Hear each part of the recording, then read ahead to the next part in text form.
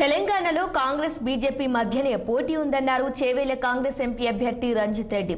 వికారాబాద్ జిల్లాలోని పెద్దేమూల్ మండలంలో street corner మీటింగ్లో స్థానిక ఎమ్మెల్యే మనోహర్ రెడ్డితో కలిసి ఎన్నికల ప్రచారాన్ని నిర్వహించారు. ఈ సందర్భంగా ఎన్నికల్లో ఇచ్చిన ప్రతి హామీని కాంగ్రెస్ నెరవేరుస్తుందన్నారు. బీజేపీ నాయకులు పదే పదే తనపై ఆరోపణలు చేస్తూ వీడియోలు రిలీజ్ చేస్తున్నారని, ఏ ఒక్కటైనా ఆధారాలతో రుజువు చేస్తే దేనికైనా సిద్ధమని సవాల్ విసిరారు. మా కష్టాలన్నీ తీరుతాయి, ప్రతి ఒక్కరికి ఇల్లు వస్తుందన్న గ్యారెంటీ గట్టిగా నమ్మకం ఏర్పడిన తర్వాత అందరూ కాంగ్రెస్ పార్టీతోటి ఉంటామని చెప్పి అందరు చాలా మంది చాలా పార్టీలు ఖాళీ చేసి అందరు కాంగ్రెస్ పార్టీకి వస్తాం. చాలా చాలా సంతోషం. ఎందుకంటే ప్రభుత్వం పార్టీ డెఫినెట్ గా 6 గ్యారెంటీలు అమలు చేస్తారు. పేదల సంక్షేమానికి పెద్ద బిడ్డ కాంగ్రెస్ పార్టీని ఎంచుకుంటాం అంటున్న ప్రతి ఒక్కరు. మాకు పోటీ ఉంది బీజేపీ పార్టీ. సంక్షేమాన్ని కోరి బీజేపీ సంక్షేమం వద్దని బీజేపీ పార్టీ కావాలన్నా, సంక్షేమానికి పెద్ద పీటేసే కాంగ్రెస్ పార్టీ కావాలని చెప్పి ప్రజలు ఆల్రెడీ డిసైడ్ చేసుకొని 100% పార్టీ కాంగ్రెస్ పార్టీ పుట్టినప్పటి నుండి పేదల సంక్షేమానికి పెద్ద పీటేస్తుంది. మేము 100% కాంగ్రెస్ పార్టీతోటి ఉంటాం.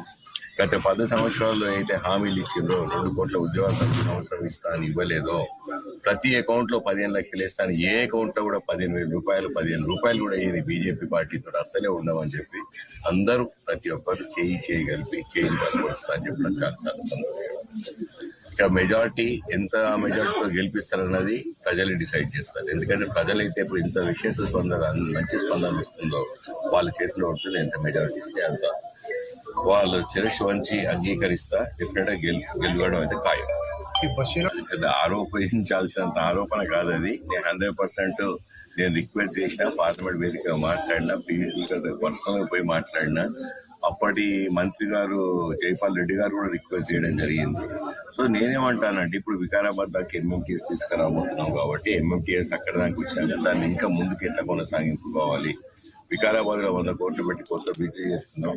ప్రజలు తాండూరు నుండి వికారాబాద్ నుండి సిటీకి పోయే రోజుల బదులు సిటీయే ఇక్కడ వికారాబాద్ తాండూరుకు వచ్చినట్టు చేయాలని చెప్పి రేవంత్ రెడ్డి గారితో మనం డిస్కస్ చేయడం జరిగింది.